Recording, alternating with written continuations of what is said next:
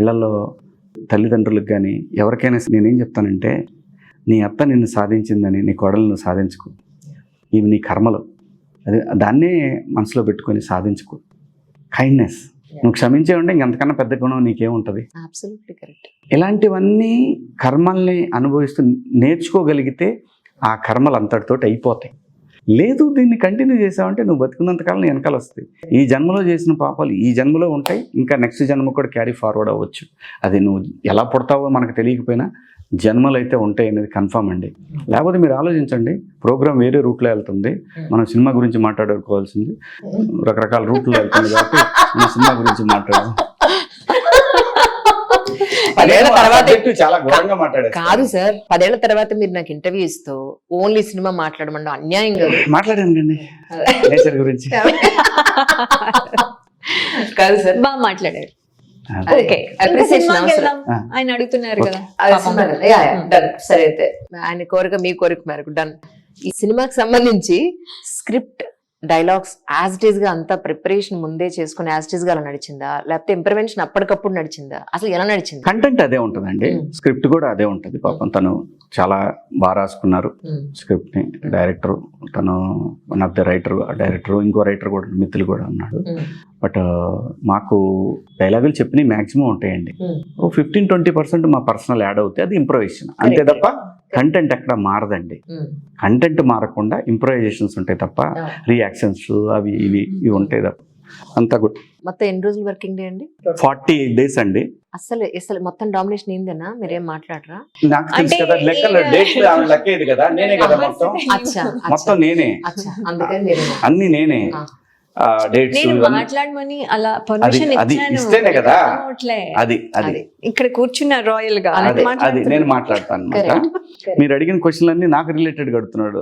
ఆవిడకి నేను ప్రొడ్యూసర్ అయిపోవటం, డేట్లు ఇవన్నీ కూడా నేనే చూసుకోవటం, పేమెంట్స్ నేనే చూసుకోవటం.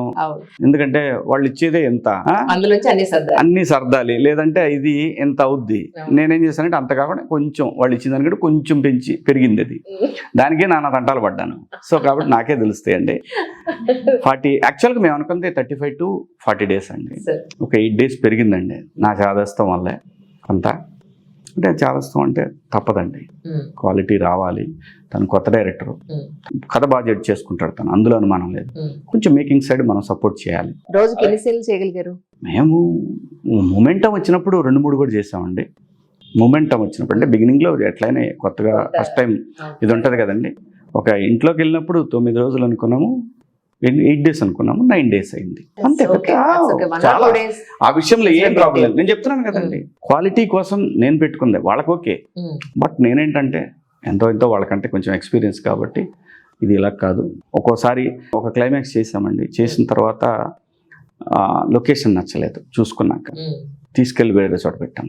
అట్లా అంతే తప్ప everything credit goes to director and cameraman. కానీ ఈటీవీ తరఫు నుంచి ప్రతిరోజు ఎవరైనా ఒకళ్ళు ఉండి ఏం జరుగుతుంది ఏంటి, ఇది కాదండి ఇలా చేస్తే కరెక్ట్ కాదు, ఇలాంటి క్వాలిటీ కంట్రోల్ అంటే ఏమవుతుందంటే మేడం, వాళ్ళు అలా లేకపోతే ప్రతి వాళ్ళం రూపాయి కోసమే కదా పనిచేస్తాం. ఇక్కడ రూపాయి వచ్చిన రోజున రూపాయి పాలు వస్తే బాగుండే అనే సహజమైన దుర్బుద్ధి ఉంటుంది మనిషికి.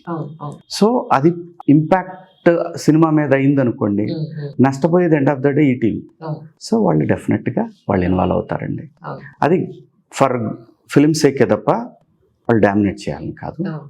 ఈ సినిమాకి నేను వాళ్ళని అడిగిన ఒకే ఒక అబ్లిగేషన్ ఏంటంటే, అయ్యా నేను చేసిస్తాను, ఫస్ట్ కట్ చూడండి మీరు, మీకు ఇంకా ఏమన్నా మనం చెప్పింది కాకుండా మీకు చెప్పింది చేయలేదనో, లేదంటే ఏదన్నా ఇంకా కావాలి అంటే నేనే చేసిస్తాను, అదే ఖర్చు అంటే ఆ గౌరవం నాకు ఇచ్చారండి వాళ్ళు. సో అప్పుడేమైంది, నాకు ఇంకా ఎక్కువ అకౌంటబిలిటీ ఎక్కువైపోయింది. నాకు ఆ ప్రాసెస్లో ఒక్కోసారి టీచర్గా బిహేవ్ చేయాల్సి వచ్చేది. తప్పదు కదండి, డబ్బు కదండి, ఎవ్రీథింగ్ డబ్బు. కార్పొరేట్ కంపెనీలు వాళ్ళు అలా ఉండకపోతే వాళ్ళ కంపెనీలు నడవు. సో ఇలా ఈ ప్రాజెక్ట్ని జాగ్రత్తగా తీసుకురావడానికి ఒక 7-8 రోజులు ఎక్స్ట్రా పట్టిందండి అంతే. లయ్యారు మిమ్మల్ని ఎప్పుడన్నా టీచర్ జాబ్ చేశారా? అయినా నో లయ్య ఇలా కాదు, ఇలా మనం చేయాలని ఏదైనా ఇంప్రవైజ్ చేయడానికి లేకపోతే బెటర్మెంట్ కోసం కానీ, బట్ ఎప్పుడు ఫస్ట్ నుంచి అదే చెప్తున్నాను, he will let us speak. మాకు మేమేమనుకుంటున్నామో మాకు చెప్పడానికి ఒక ఫ్రీడమ్ ఉంటుంది. అది ఎప్పుడైనా సరే, ఏ విషయంలో అయినా సరే సినిమా షూటింగ్ అయిపోయింది, నీకేం సంబంధం ఇప్పుడు, ఈ క్వశ్చన్ ఎందుకు, ఇప్పుడు ఈ ప్రమోషన్ నన్ను ఎప్పుడు అడుగుతున్నావు ఏంటి, రిలీవ్ అని ఏదో ఒకటి అడుగుతాం కదా, అంటే నీకెందుకు అన్నట్టుగా ఉండరు. Because that's what he feels that I'm also part of it. కాబట్టి నేను ఆ క్యూరియాసిటీతో అడుగుతున్నాను, హీల్ అండర్స్టాండ్. అందుకని అది జస్ట్ అన్ ఎగ్జాంపుల్ అనుకోండి. సో దెర్ ఇస్ నెవర్ అది ఒక డామినేటింగ్ థింగ్ అసలు లేదు తనకి. అంటే సినిమా అంటే సాక్రిఫైస్ అండి. ఆర్టిస్టులు వాళ్ళు సాక్రిఫైస్ చేస్తారు, ప్రొడ్యూసర్ సాక్రిఫైస్ చేస్తారు, డైరెక్టర్ అతని టైం సాక్రిఫైస్ చేస్తాడు, ఆడియన్స్ సాక్రిఫైస్ చేసి 2.5 గంటలు మన సినిమా చూడటానికి వస్తారు డబ్బులు ఇచ్చి మరి. సో దీన్ని రెస్పెక్ట్ చేయాలన్నప్పుడు ప్రొడ్యూసర్కి ఉండాల్సిన మోటో ఏంటంటే ఈ సినిమా బాగా రావాలి, ఇంతమంది మనల్ని రెస్పెక్ట్ చేస్తున్నారు, మనం తీసే కాంటెంట్ రెస్పెక్ట్ చేస్తున్నారు కాబట్టి అది జాగ్రత్త ఉండాలి. అప్పుడు ప్రొడ్యూసర్ అనేవాడికి కమాండింగ్గా ఉండాలి, అవతల వాళ్ళు చెప్పేది వినే సహనం ఉండాలి. వాళ్ళు చేసింది పదే పదే బాగాలేదు అన్నప్పుడు అదే చేస్తున్నారు, ఈగోకి వచ్చారు అంటే టీచర్ లాగా మారాల్సిందే, తప్పదు. అప్పుడే అది ప్రోడక్ట్ సేకేనండి. ఇప్పుడు ఒక ప్రొడ్యూసరు ఆ ప్రోడక్ట్ తను ఇన్వాల్వ్ అయ్యాడు అని అంటే ఇంకొకళ్ళని డామినేట్ చేయాలి అని అనుకున్నప్పుడు అతనే డైరెక్ట్ చేసుకుంటాడు కదా. అలా ఉండదు మెజారిటీ. కొంతమంది ఉండొచ్చు, నేను కాదన్న వాళ్ళ ఎక్స్పీరియన్స్లో వాళ్ళకుంటాయి, దాన్ని మనం కాదని. ఎవ్రీబడి డైరెక్టర్ అయినా ప్రొడ్యూసర్ అయినా టెక్నీషియన్ అందరూ సినిమా భారాలు అవన్నీ చేస్తారు. ఇది అర్థం చేసుకొని పోయింది అనుకోండి, ఆ ప్రోడక్ట్ చాలా బాగుంటుంది. ఇది దీనికి అలాగే జరిగింది. సో కాబట్టి బాగుంది లేదనేది ఆడియన్స్ డిసైడ్ చేస్తారు. మనమైతే వీఆర్ సాటిస్ఫైడ్. ఆర్టిస్ట్గా ఒక మూవీకి మీరు మీ సీన్ అయిపోతే వెళ్ళిపోయి మీరు మళ్ళీ రిలాక్స్ అవుతారు, నెక్స్ట్ సీన్ కోసం రెడీ అవుతారు, ఇక మీ ప్రపంచంలో మీరు ఉంటారు.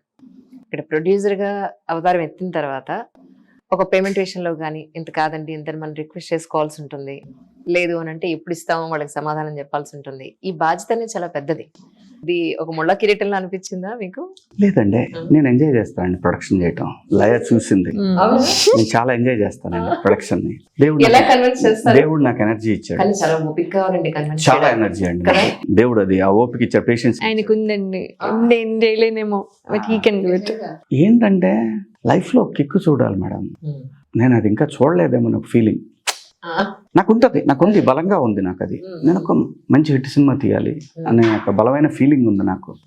సో ఆ ప్రాసెస్లో మనము ఒక్కొక్కసారి అవతల వాళ్ళని ఒకవేళ ఏమైనా ఫ్లోలో ఇబ్బంది పెట్టామని అనిపించినా కూడా ఐ విల్ కరెక్ట్ ఇట్ అండి. నెక్స్ట్ నేను కరెక్ట్ చేసుకుంటాను. కరెక్ట్ చేసుకొని కాదమ్మా మీ దగ్గర టాలెంట్ ఉంది, వినండి, కొంచెం ఎక్స్పీరియన్స్, అది కొంచెం రెస్పెక్ట్ చేయండి చాలు. ఈ సినిమాకండి పెద్ద సినిమాలు వాడే కెమెరాలు, లెన్సులు, టెక్నికల్గా సినిమా సౌండ్గా ఉంటాం. అవును, అక్కడ మొత్తం వాళ్ళు ప్రొవైడ్ చేస్తున్నారు. లేదండి, మొత్తం నేనేనండి, నేను చూసుకుందే. దాని ప్రాసెస్లో నాకు ఎక్కువైంది. ఇవన్నీ ఎండ్ ఆఫ్ ద డే అందరికీ ఉపయోగపడింది. ప్రొడ్యూసర్గా నేను అది ముళ్ళ కిరీటం అని నేను అనుకోలే. నేను దాన్ని ఎంజాయ్ చేశాను, డెఫినెట్గా ఎంజాయ్ చేశాను. దేవుడు అవకాశం ఇస్తే అంటే అండి ఐ క్యాన్, బట్ ప్రొడక్షన్ పెద్ద ఇబ్బంది. మళ్ళీ అదొకటి ఎందుకు కొత్త టెన్షన్ అంటే he will be anyway monitoring whole thing కాబట్టి దట్ ఇస్ దేర్. బేసిక్ ఏంటంటే నేను అసిస్టెంట్ డైరెక్టర్ గా సెకండ్ ఉండాల్సిన అవసరం. అదే నేను అసిస్టెంట్ డైరెక్టర్ గా పనిచేశాను, ఎడిటర్ గా పనిచేశాను. I can handle, but I don't want to. మనము డ్రైవ్ చేసేటట్టు ఉంటే చాలు, డ్రైవింగ్ ఫోర్స్ లాగా ఉంటే చాలు, దాన్ని మనం డ్రైవ్ చేయక్కర్లేదు. ఆ ఫోర్స్ ఉంటే చాలండి.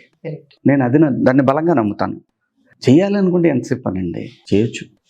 నాకెందుకు అది నా పని కాదేమో అనిపిస్తుంది. ఇప్పుడు ఒక కథ చెప్పినప్పుడు నేను కథ రాయలేను, బట్ ఐ కెన్ జడ్జ్. దేవుడు నాకు ఆ జ్ఞానం ఇచ్చాడు, అంతవరకే ఆలోచిస్తాను నేను.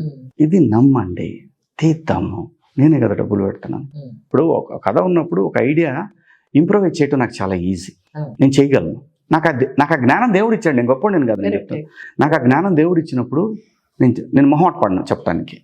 చూద్దాం, బాగుంటే చేద్దాం. నేను ఫోర్స్ చేస్తున్నాను అనుకోవద్దు, అది ఫీల్ అవ్వకండి. అసలు అది రాకూడదు, ఫస్ట్ ఏ టెక్నీషియన్కి అది రాకూడదు. ఇది బాగుంది అని అనుకో, రేపు పొద్దున అందరికి హెల్ప్ అవుతుంది కదా అనేది నా భావం ఉంటుంది ఎప్పుడు కూడా. నేను ఏ సినిమాకైనా, ఇప్పుడు మీరు అన్నారే మీరు ఈ బాధ్యతలు అన్ని తీసుకుంటారా అని, నేను ప్రొడ్యూసర్గా కాకపోయినా ఆర్టిస్ట్గా ఉన్నా నేను సినిమాకి ఇంకో సినిమా దగ్గర కూడా ప్రొడ్యూసర్గానే ఆలోచిస్తాను. వన్స్ మనం మేకప్ వేసుకొని క్యారవాన్ దిగానంటే మళ్ళీ లంచ్కి వెళ్ళటమే తప్ప పోనండి, నేను స్పాట్లో నుంచి బయటికి వెళ్ళను. నేను ఉండటం వల్ల ఏమైందంటే అండి, కొంచెం అందరూ ఆ కొంచెం అటెన్షన్ పే చేస్తారు. కరెక్ట్. వేరే సినిమాలకు కూడా ఇంత పని చేస్తాను. నేనేమి దాచుకుంటాను కదా, నాకు ఇష్టం. ఇంకోళ్ళు అంటాం కన్నా కూడా నాకు ఇష్టం అది. నేను అక్కడే ఉండి ఏం జరుగుతుంది, ఎవరెవరు ఏం చేస్తున్నారు, మనం నెక్స్ట్ ఏం చేయొచ్చు అనేది ఆ సీన్లోంచి బయటికి పోకుండా నేను అక్కడే కూర్చుంటాను ఏ సినిమాకైనా. చాలామంది అంటారు, కొంచెం ఇబ్బంది ఫీల్ అవుతుంటారు, కొత్త పిల్లలు కదా డైరెక్టర్లు. అయినా కానీ నేనేమంటానంటే, నేను ఇక్కడ ఉండటం వల్ల నీకు బెనిఫిటే తప్ప నష్టం జరగదు, ఇదే చెప్తాం. సో ఇదంతా కూడా ఎక్స్పీరియన్స్ వల్ల వచ్చిందండి.